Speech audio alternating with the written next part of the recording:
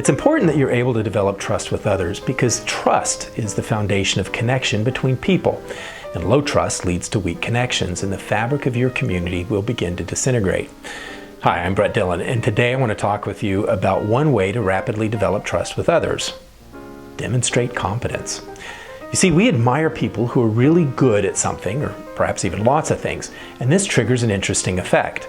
We assume that if someone is good at one thing, they're also good at lots of other things. So if you get good at something, people will trust you, and that trust will carry over into other areas. So how do you get good? Well, here are some tips on how to get good.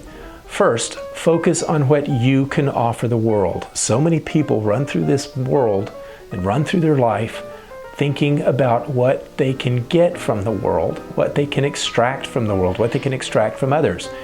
You need to focus on what you can give the world, what you can give to others, and how you can add value to other people. And if you take that approach, you'll start to get good. Plus, you'll be a lot more likable. Number 2, failure is a lesson disguised as pain. Failure hurts. Trust me, I have failed a lot. Failure hurts. It's extremely painful. Very, very painful. I've also been physically injured a lot, and the emotional pain of failure, I think, hurts worse than any of my 8 concussions, broken bones, or getting knocked out, or anything else that I've gone through. But you have to understand that failure is a lesson. It's not something to be avoided. It's not something to run away from. It's not something to hide from. You want to fail fast. You want to fail early. You want to fail cheap. You want to fail often. But you always want to learn. And you want to treat all your failures as lessons to be learned and look back at them not with regret, but with an understanding and learn the lesson that you learned during that. And hopefully you've learned something. If you fail without learning, it's a wasted opportunity and a lot of wasted pain. Number 3, deliberate practice. So many people want to be an expert in a can, that they can just, take this pill, take this drink, do this, do that, take this smart drug, and you're instantly successful. And that's not what works. What works is deliberate practice.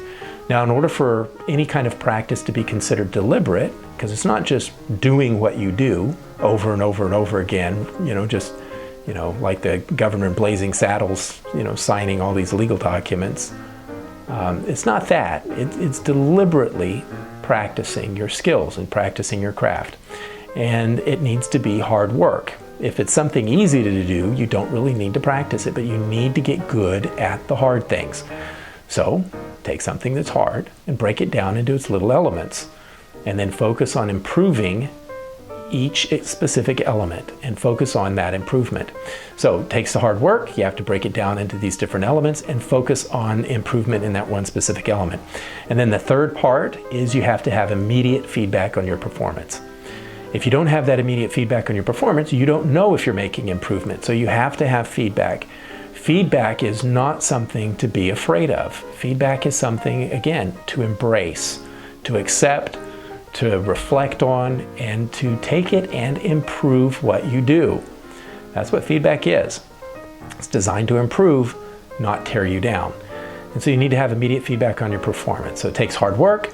You have to be focused on improvement on one specific element, and you have to have immediate feedback on your performance.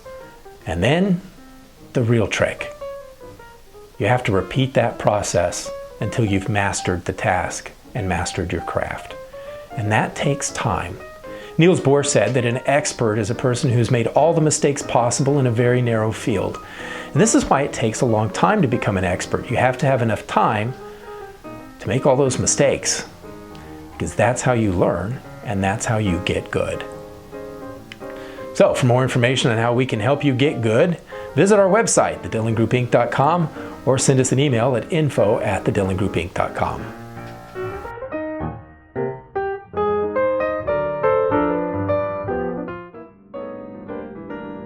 Optimal human experience.